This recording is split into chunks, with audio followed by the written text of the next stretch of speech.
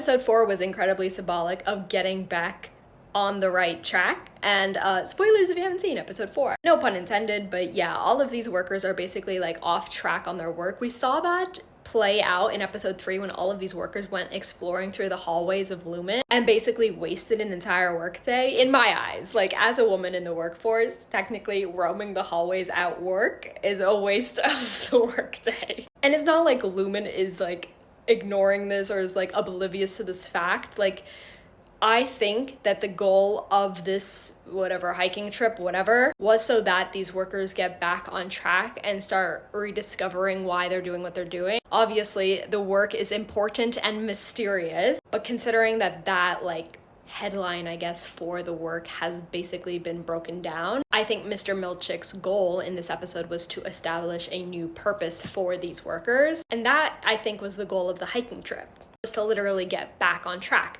But the interesting thing is that while they were getting back on track, they also got fully derailed. I got fully derailed. I got thrown into the episode. I don't know how you guys feel, but I felt like I got thrown into the episode considering where we left off with Mark in episode 3. I thought we were going to pick up exactly where we left off and we didn't. Obviously, there was that whole shock with Heliar. It wasn't a shock to us, but it was a shock to them with Heliar and Helena. Instead of getting back on track in this episode, there was a lot more derailment than I think Mr. Milchick had expected. I think he genuinely thought that this was going to be a way to get these workers back on track and back to work instead of figuring out what Lumen is doing, but that obviously didn't happen, especially with that reveal at the end of the episode. But let me know what you guys think.